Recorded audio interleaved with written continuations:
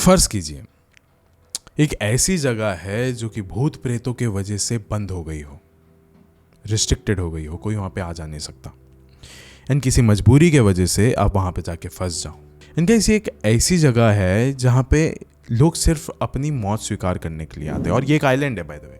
And guys, अगर आप वहाँ पे कैसे भी करके पहुँच गए हो, आपको इस आइलैंड पे सिवाय कंकालों के और कुछ भी नहीं मिलेगा। आप चीखने चिल्लाने की कोशिश करोगे, वहाँ से बाहर निकलने की कोशिश करोगे, लेकिन आपको आपके इर्द गिर्द कुछ और दिखेगा, तो वो रहेगा सिर्फ और सिर्फ नीला समुंदर और कुछ नहीं। इस स्थिति में आप वहाँ पे क्या करोगे, क्या करना चाहोगे आप? क्या आप इस जगह के काले अंधेरे में खो जाना पसंद करोगे, या फिर इस जगह के जो राज है उसे अपना लेने का पसंद करोगे? क्या करोगे आप यहाँ पे? ऐसी ही एक बार हालत हुई थी मैथ्यू की।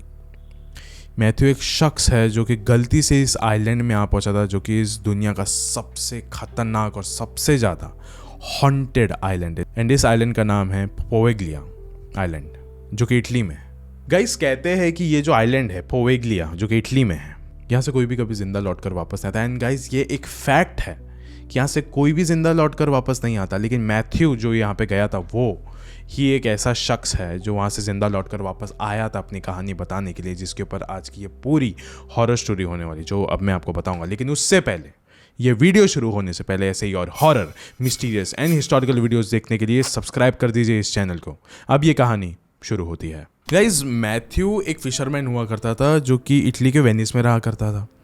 और वो फिशरमैन था, एकदम न्यू था, लेकिन फिर भी कहते हैं ना, एकदम बहुत चुलबुला आदमी था कि मतलब मैं करके रहूँगा कुछ भी। किसी को मानता नहीं था वो, इतना सिर्फ अपने में रहने वाला बंदा था। लेकिन आसपास के लोगों ने ना उसको कहा था कि जितना हो सके यहीं पे अपना जो टापू है, अपनी जो एरिया है, उसी में हम लोग को फिशिंग करने की कोशिश करनी है। ज़्यादा हमें दरिया पार करने की अपने को ज़रूरत नहीं है, बिल्कुल भी नहीं, क्योंकि पास में ये खतरा भी है। एंड जो ये मैथ्यू था, ये एकदम नया नया बंदा था, उसने जस्ट अभी अभी सब कुछ स्टार्ट किया है।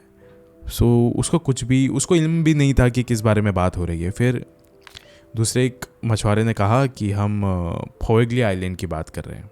फिर उसने कहा, ये क्या है, ये आइलैंड क्या है? फिर बाकियों ने कहा कि ये एक फंक्शनिंग आइलैंड हुआ करता था पहले, लोग आया जाया करते थे, लोग यहाँ पे फिशिंग भी किया करते थे, हर एक चीज़ होती थी यहाँ पे। लेकिन अभी यहाँ पे कोई भी नहीं जाता, ना यहाँ पे कोई रहता है, ना यहाँ पे कोई जाता है, और ना गवर्नमेंट यहाँ पे किसी को जाने देती है। तो हमको यहाँ पे नहीं जाना है, क्योंकि ऐसा कहते हैं कि ये मनहूस जगह है बहुत, यहाँ पे कोई भी जाता है तो उसका कभी कुछ अच्छा नहीं हो पाता। तो ये बात है, हमारे ग्रुप में ही रहनी चाहिए कि यहाँ पे कोई भी नहीं जाएगा, बाकी जिसको जहाँ जाना जाओ, लेकिन मोस्टली अपने इलाके में ही रहना है, हमें कुछ भी क्रॉसेस नहीं करना है। तो मैथ्यू ने कहा कि चलो ठीक है, मैं तो नहीं जाऊँगा, मैं आपकी बात मान लेता हूँ सब कुछ। लेकिन उसके सेकेंड पार्ट पे, उसके दिमाग के एक सेकेंड थॉट पे ये भी चल रहा था कि अगर यहाँ पे कोई नहीं जाता है तो मुझे मछलियाँ कितनी ज़्यादा मिलेगी, ये सोचो। मैथ्यू अभी अपने फिशिंग बोट लेकर निकल चुका था, एंड उसके मन में ना अभी योली बात चल रही थी कि मैं वो ना सबसे हटके इंसान बनना चाहूँगा जिसके पास सबसे ज़्यादा फिशेस होगी। मैं सबसे ज़्यादा अलग करने की कोशिश करूँगा। मैं किसी को बताऊँगा नहीं, किसी को नहीं बताऊँगा, लेकिन फिर भी मैं उस आइलैंड के इर्द गिर्द तो मैं घूमूंगा ज़रूर, बस मुझे लगता है कि वहाँ से मुझे फिशेस मिल सकती है। मैथ्यू के गाइस घर परिवार में उसके पिता नहीं थे कमाने के लिए, तो फिर उसको ऐसा लगता था कि मुझे ही करना पड़ेगा सारी चीज़ें। एंड उसको ऐसा लगता था कि सबसे पहले मैं ही पैसे बनाऊंगा, इतनी सारी फिशेस लेके जाऊंगा तो सब लोग बहुत ज़्यादा खुश हो जाएंगे, तो इसके लिए तो मुझे ये चीज़ करना ही चाहिए। वो ये सब चीज़ों के बारे में बस सोच ही रहा था। उसने नाव अंदर उतार ली है, एकदम बीच में पहुँच चुका है वो समुद्र के। एंड अब अचानक से जो लहरें हैं वो बहुत तेज़ी से आने लग गई। पानी का जो बहाव था वो बहुत ही ज़्यादा फास्ट हो गया था, बहुत ज़्यादा तेज़ हो गया था, हवाएं तेज़ हो गई थी।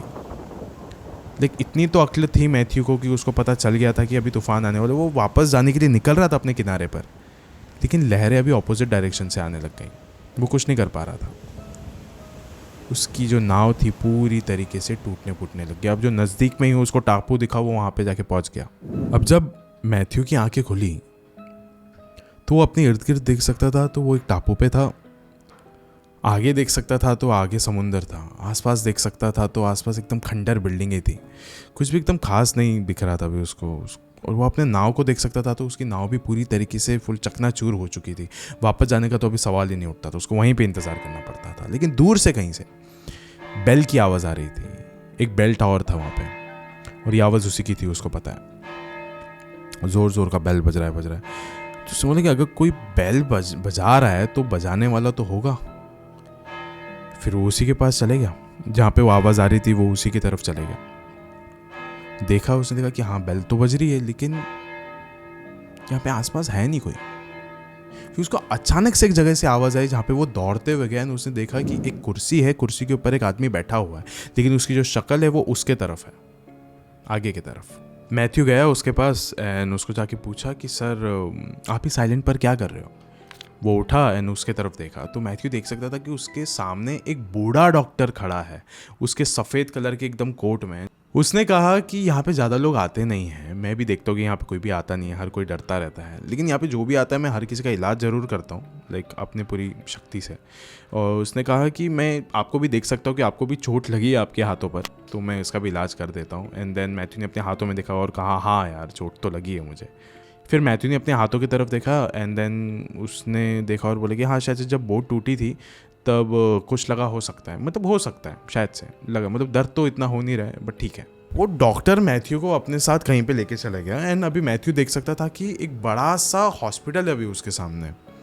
एंड उसने बोला कि ये यहाँ पे इसके बारे में मुझे कुछ भी नहीं पता था। वो चलता हुआ जा रहा है उसके अंदर, उसने देखा कि ये हॉस्पिटल एकदम ज़्यादा फंक्शनिंग है, लाइक आसपास बहुत सारे मरीज दिख रहे हैं, एक तरफ बहुत सारे डॉक्टर्स दिख रहे हैं, सब एकदम परफेक्ट चल रहा है।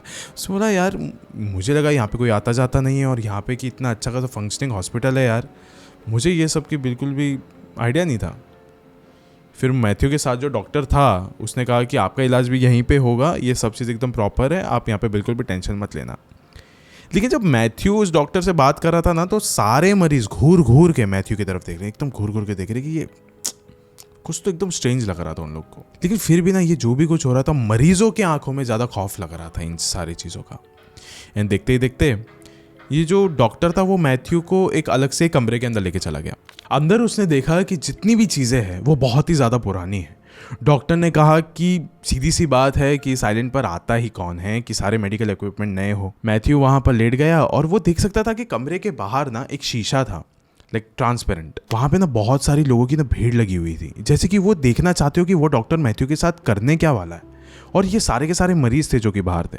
डॉक्टर ने देखा कि मैथ्यू बाहर बार बार देख रहा है, तो डॉक्टर ने कहा कि हाँ मानता हूँ कि पूरा हॉस्पिटल एक खंडर है, पर मैंने इस कमरे को सही सलामत बचा के रखा है। ये सुनकर मैथ्यू सुन पड़ गया, एकदम सुन पड़ गया। वो उठा और गया बाहर। उसने देखा कि सच में वहाँ पर एक भी इंसान नहीं था, और जैसे उसने मुड़कर देखा तो वहाँ डॉक्टर भी नहीं था। यानी मैथ्यू अपने आप ही इस हॉस्पिटल में आया और अपने आप ही उस कमरे में चला गया। लेकिन तभी उसे हॉस्पिटल के अंदर से ही चिल्लाने की आवाज़ सुनाई दी।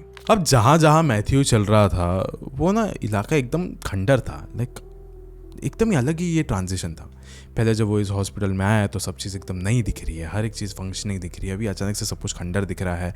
अब जहाँ से आवाज़ आई ना उसको चिल्लाने की, वो उस तरफ दौड़ के जा रहा था। आसपास सब खंडर है, अंधेरा एकदम सन्नाटा। वो उस कमरे के अंदर पहुंचा, देखा कि वही डॉक्टर खड़ा है वहाँ पे, वही डॉक्टर उसी कोट में।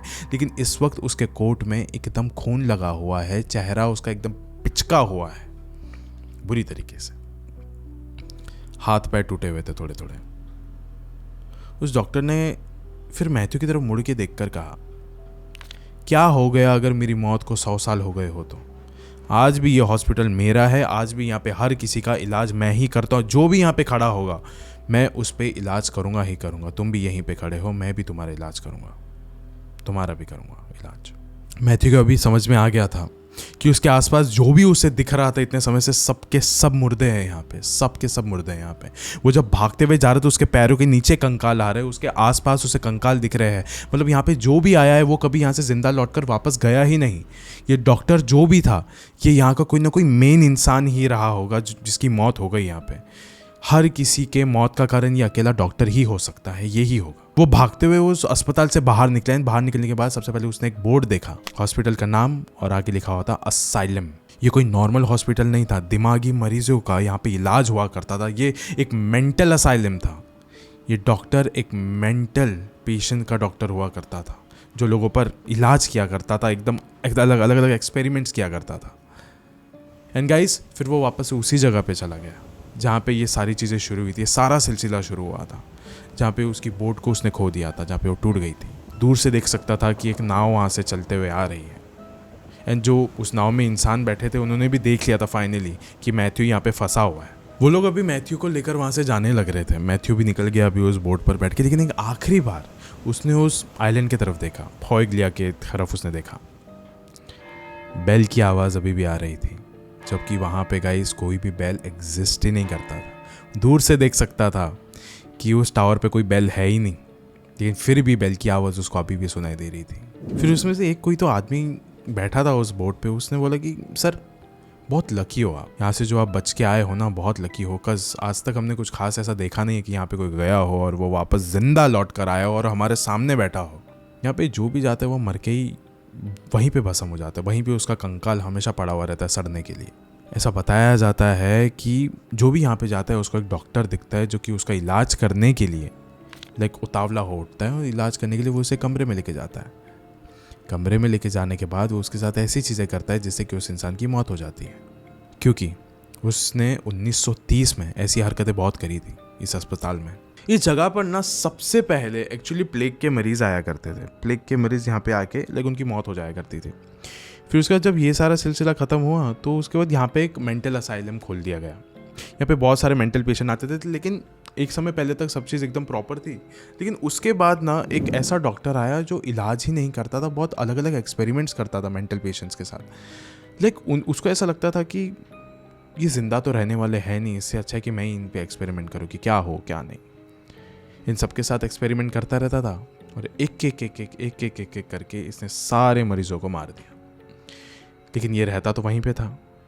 आसपास इतनी ज़्यादा आत्माएं अभी तक उसने इकट्ठा कर ली थी कि सारे भूत प्रेत, सारी आत्माएं अभी उसको परेशान करने लग जाती थी। सब लोग परेशान करते थे उसको। इन्हीं परेशानों के कारण, इन्हीं खौफ के कारण वो भी एकदम पागलों की तरह बर्ताव करने लग गया था वो डॉक्टर। अब वो डॉक्टर एक मेंटल डॉक्टर बन चुका था। वो इधर उधर ऐसे पागलों की तरह घूमता रहता था। फिर इस आइलैंड पे आना सबने बंद कर दिया था, कोई भी नहीं आता था यहाँ पे, मेंटेनेंस वर्क के लिए भी कोई नहीं आता था। उस डॉक्टर को उसके हालत पर इस आइलैंड पर छोड़ दिया गया। एंड एक दिन ऐसा हुआ कि वो उस बेल टावर के ऊपर गया एंड उसने कूद कर अपनी जान दे दी। लेकिन आज भी ऐसा कहा जाता है कि वो जो आत्माएं हैं पेशेंट्स की, वो आज भी उस हॉस्पिटल के अंदर कैद है। लेकिन जो दूसरी ऐसी जिंदा शरीर है उसको उस हॉस्पिटल के अंदर लेके आने का काम उस डॉक्टर की आत्मा करती है, बिकॉज उस डॉक्टर की भी आत्मा वहाँ पे भटकती है कई सालों से। एंड गाइज इसी कुछ रीजंस के वजह से इटली की जो गवर्नमेंट है वो कभी भी यहाँ पे किसी को भी जाने नहीं देती, बिकॉज ऑफ यहाँ के जो डेथ के यहाँ पे जो केसेस हैं, यहाँ की जो डिजीज़ेस के यहाँ पे जो केसेस है, यहाँ पे जो खौफ, इतना ज़्यादा पैरानॉर्मल चीज़ें हैं, उन चीज़ों की वजह से भी यहाँ पे किसी को कोई जाने नहीं देता। It is a restricted, a band island by the government of Italy. Guys Matthew वो अकेला एक ऐसा इंसान बन गया था जो वहाँ से बच के वापस लौट के आया। उन्हें यहाँ पे जो भी जाता था कभी बच के नहीं आता था। ऐसे कई लोग हैं जो कि उस आइलैंड पर गए थे एक अच्छी नीयत के साथ, कुछ ढूंढने के लिए, किसी की शायद मदद करने के लिए, कि देखने के लिए कि यहाँ पे कोई रहता भी है कि नहीं। लेकिन वो वहाँ पे जाके खुद अटक गए एंड आज उनका भी शरीर सिर्फ एक कंकाल बन के रह गया है। होता है ना गाइस कि ऐसी कई जगहों पे सिर्फ और सिर्फ मनहूसियत पड़ी हुई रहती है। एंड गाइस आज इस वीडियो के अंत में भी मैं आपसे सिर्फ इतना ही कहना चाहूँगा कि कहीं पे भी जाओ तो उसका इतिहास सबसे पहले जान लो। कि हो सकता है कि आप कहीं पे गए हो, आपको इसका इतिहास ना पता हो, और वहाँ पे जिसकी कुछ सालों पहले मौत हुई हो वो आपके इर्द गिर्द ही बैठा हो सकता है। शुक्रिया।